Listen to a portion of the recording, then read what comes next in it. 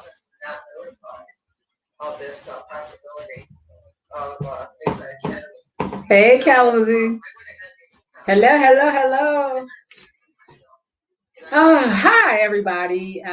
This is Stephanie. I haven't had a chance to come to you all live in quite some time and have a conversation, but I decided I wanted to pop my head in a little bit for a few minutes today and just give you guys some thoughts. I was just on the Zoom meeting with Kalamazoo County where they're asking people their opinion about the Kalamazoo County housing millage, those over $6 million of tax dollars that are going to be used for housing to address the housing crisis here in Kalamazoo County. And I got on earlier to just to make a few comments, but I wanted to share my thoughts with you all as well, because I'm hoping that more people log on to the Zoom, more people engage, listen to what the county has to say, and offer some thoughts and some solutions and help them to be able to do this work. I am still currently on and listening to the county. So if you hear a little feedback, then that's what that is.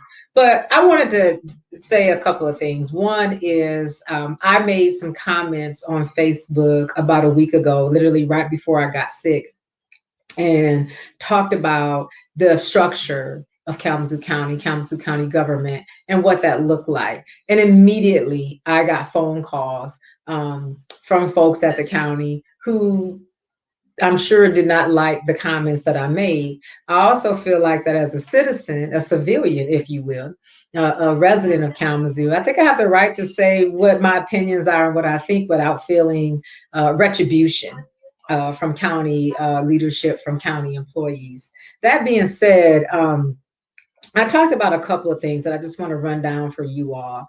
I'm critical of the county in the way that it moves, particularly because of the comment that Vice Mayor Patrice Griffin made earlier today in the news. I agree 10,010% of what Vice Mayor Griffin said about we cannot trust, we cannot wait, we cannot believe that this current system that is responsible for creating the inequities, the systemic racism, the disparities in our communities, they are not going to be the ones that are going to be able to fix it. And they definitely are not going to be able to fix it without us, given our insight, our wisdom, our creativity, and our input, and how we go forward in making sure we maximize these over 6 million tax dollars in Kalamazoo County.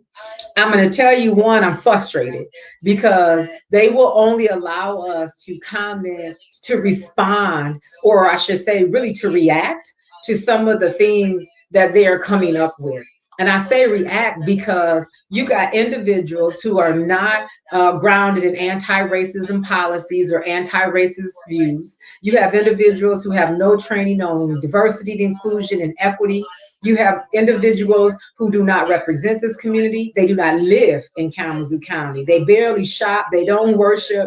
Their kids don't play in our playgrounds, and they're not attending our schools. So they're not vested in this community, yet they are the ones at the table, at the top of the food chain, that are making the decisions on how we are supposed to elevate as a community. And I take exception to that. I have an issue with that because history has shown us that every single time they miss the mark. They don't see us as Black, Indigenous, people of color, Hispanics, Latinas, Black individuals, African American. They don't see us. They don't understand us. They don't know our plight. They don't speak our language, although we speak better English than they do half the time. But yet they are the ones in the positions deciding what's best for us or what's not best for us. And I have an issue with that because I've seen over and over again, being in the front seat there at county government, and even being in the front row out here in the community, that they continue to miss the mark. And they miss the mark so tough that our babies die. We got infant mortality at the highest rate. We got individuals who can't earn a living wage. We got individuals who can't access health care services. the list goes on and on when it comes to all of the issues and the disparities that poverty creates, that chronic, long-term, ongoing, generational poverty creates. And they're not able to speak to those issues, let alone work effectively around those issues, because they don't have the lived experience, they don't have the training, they don't even have the passion or the wherewithal half the time to really care and love us enough to be able to bring us a better quality of life. And so that's what I was speaking out against today, is that the problems that we're dealing with are systemic. Systemic racism is real.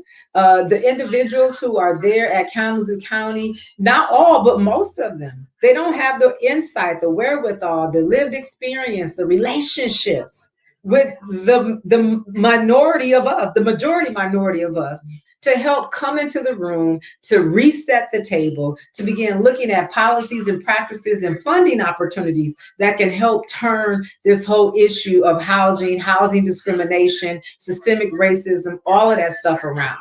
I brought up in my comments today that a big part of what's happening is internally. It's internal because they don't, like I already told y'all, they don't see us, they don't know us, they don't live with us, they don't have relationship with us to sit at the kitchen table long enough to listen, to talk, to be able to interpret what we're saying, to put that into policy and practice that will really permeate and really impact the people in Kalamazoo County. And that's sad.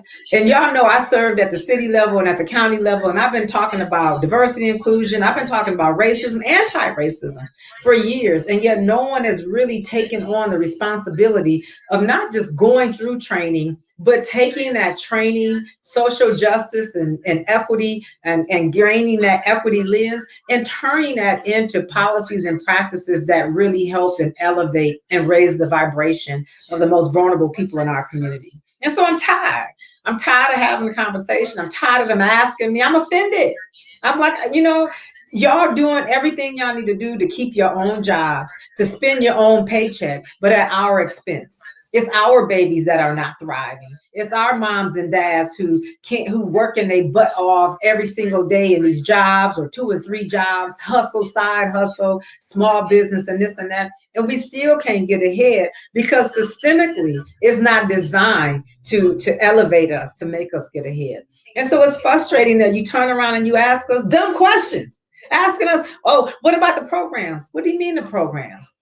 Every person that is eligible to access any type of subsidies, rental support, affordable housing, they're doing it. They jumping through all the hoops. They meeting all of the paperwork requirements. They following through. They get talked to bad. They walk in spaces that are not safe, that are not welcoming, that are not bringing people to a point where you can, empower them enough to be able to do what they want to do. We do everything that the system has designed us to do, to set us up to do, and yet we're still not thriving.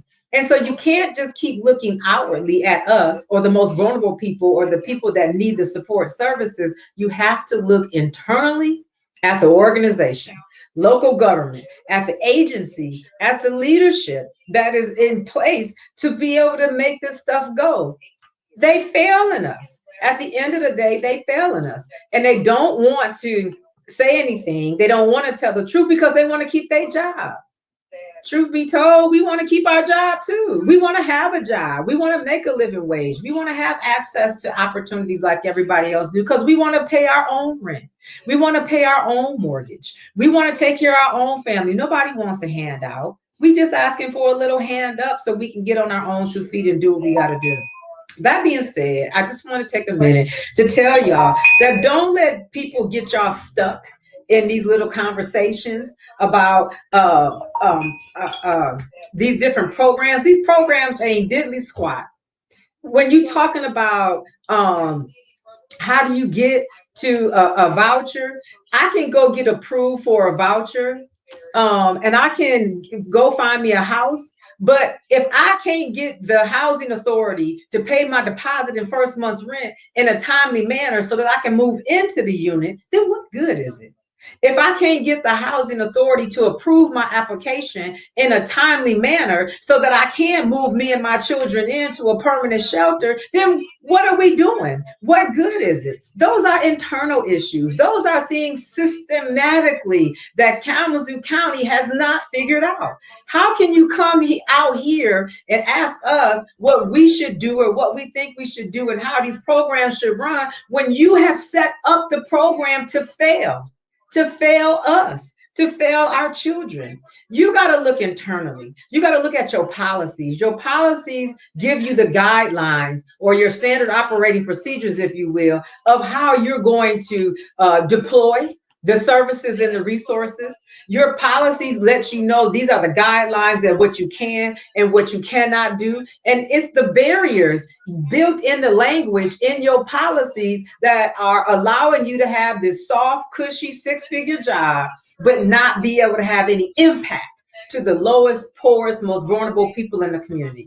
And that's what that's what I'm tired of. I'm speaking for myself. That's what I'm tired of. Stop coming to us and saying, oh, well, give us your idea. My idea is that you figure out how you do your job in a real meaningful way or move out the way. Go head on and find you another job somewhere else because you're not helping us. You're padding your pockets. You're a poverty pimp and you're doing it off of the backs of us and our people. It's our children. It's Black babies that die. It's Black and brown babies that die. It's babies of mamas who are going in institutions like local government and dealing with racism all day long, microaggressions and oppression and having that marinate in us and our spirit and having it marinate in our very being. And then if we're maternal, God forbid we're maternal, then we have to deal with all of these issues regarding pregnancies, pregnancy complications. And then lo and behold, a baby is coming forth and not able to thrive or be as healthy as they could be because mama is impacted by systemic racism.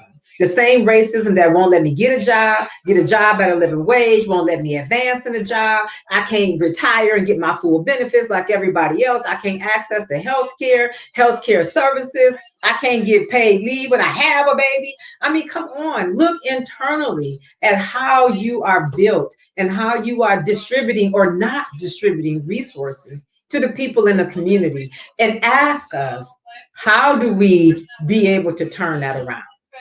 So to come outward without doing the inward work, I think is insulting. I think it is it's a big missed opportunity. Kalamazoo County need to do your work. Look at Kalamazoo County from the top. There are no people of color. There are no Black people in directorship positions, administrative position, any type of decision-making role. There's none. In the last 4 years at Kalamazoo County, I witnessed them fire, demote, have escorted out the building Black employees for no reason, for nothing justified other than systemic racism. And those same individuals who are no longer at Kalamazoo County, there's been a few that were not fired, that were not dismissed, but they cut their ties early enough before they were. I was at Kalamazoo County when it used to be the Office of Health Equity. The health equity director was there doing really good work. That person is no longer there. But these same people that Kalamazoo County government say are not qualified, are not essential, that are not doing what they want to do, they are thriving in other businesses, organizations, institutions. They are directing, they're managing, they're leading, they're lawyering. They doing the work. They helping to improve our quality of life, but yet they could not be respected, protected, or employed at Kalamazoo County government. When I say look inwardly at what we dealing with, what we running with. Look at who's at the table making the decisions and setting up the playbook. We are responding to stuff that they come up with, a bunch of bull that they come up with. Oh, y'all, it looked good. It made a complete sentence and we put the punctuations in the right place. So we're going to tell them, give us your feedback. Here are my feedback. That shit y'all giving us is bull. I'm sorry, excuse my language, y'all. Blame it on the COVID. It's ridiculous. We got to stop playing, stop performing, stop doing this performative stuff, and get down to the real business that Kalamazoo County residents deserve, which is affordable housing, access to a living wage. Kalamazoo County government is supposed to be influential. Your government, leverage your power and your resources for more funding outside of the tax dollars that we're getting through the millage. Go through philanthropy. I don't care if you go to the city of Kalamazoo, Kalamazoo Excellence, Kalamazoo Promise, or whatever. Y'all know that even the $6 million that are going to come to the county is still not enough. The need is too great. The problem is huge. It's systematic. It's going on for generations. Go get what we need. Get your house in order and help the people. They haven't been checking for us for so long. It don't got totally out of pocket. And absolutely, Reverend Jermaine Jackson, me and you both know from experience that ain't nothing but systemic racism in Kalamazoo County government. It was then, and it still is now. But nobody wants to have that conversation. You have current county elected officials who won't even talk about race, who think that race doesn't matter. Why are you there? And why are you pretending like you're there to help us? You're not. And let me tell you, having access to housing, decent, affordable, healthy housing is not just for poor people, it's for everybody. Because when I do good and my children do good, yours gonna do good. My kid gonna sit next to your kid, either in school, the grocery store, wherever in the community. We all need to go along to get along. The people that have not been checking for us need to start writing checks to us. Real talk. And at the end of the day, we don't need nobody going to get nobody to go do this and fix this and put up a plan. We can do our own plans. We are smart, educated, brilliant. We got the lived experience. We anti-racist. We're trained in equity. And I ain't saying everybody woke up like this, but some of us have been intentional about going to get what we need to be able to do this work. At least we did what we needed to do in order to do the work. You just passing. You just passing through. You just holding up the door. You just blocking progress. You just in the way to just be in the way for the sake of you need your six-figure salary. Come on, sis. Come on, bro. Help us by helping us and move on out the way and allow real people to come in and do this work. Kalamazoo County did an awesome job with getting the gentleman out the CEO position at Southwest Michigan First, mainly because of his views on the LGBTQIA plus community. I totally agree. Send that brother packing. But let's do the same work. Use that same force. You lift our voices to address racism. The way that Black people, especially and brown, Hispanic, Latinx individuals in this community are treated, are not treated, are left out, are underserved, not representative, can't come in the room, don't sit at the table, don't ask any questions, can't get no, come on now. This goes all the way around. All of this impacts us. And if my neighborhood is not thriving, downtown will not either. If east side, south side is not thriving and we surround the downtown, ain't nobody else gonna do good either, period. Get it together. Be real about who you are and what you're doing. I'm not calling you anybody a racist. What I am calling you out is not being intentional about being anti-racist. And the first step of being anti-racist, you admit to what's going on. You have a full understanding of your role in the situation. And if you can help to work and get it done, then you be intentional about doing it. But in certain instances where you so far behind the eight ball that you don't know, you can't see it and you can't do it, you got to move. You got to get out the way.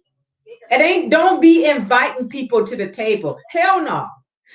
Break down the table and reset the table.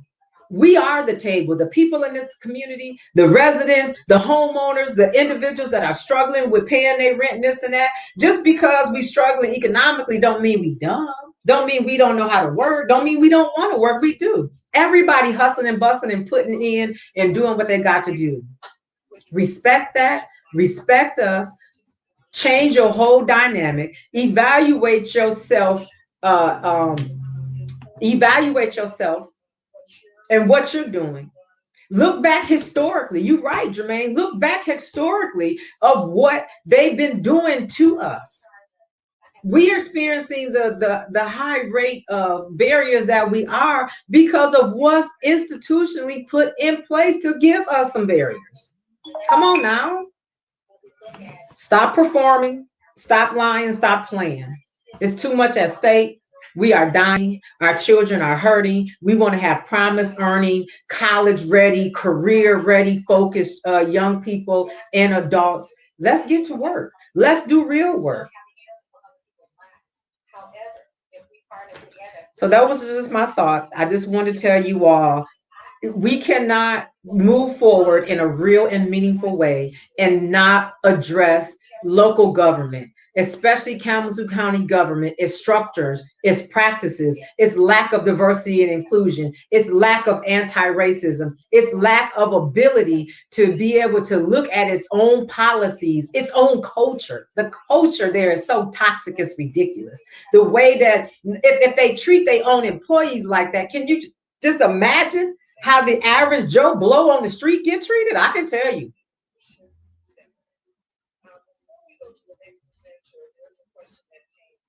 I'm telling you, we got a lot of work to do. We got stuff to do. They can bring in all of these other people. That's good. But at the end of the day, they are the decision makers. The people that's bringing in the other people to speak for them, to be that face that we all want to see, that we want to get comfortable with, it is still not enough, because at the end of the day, who's making a decision ain't right.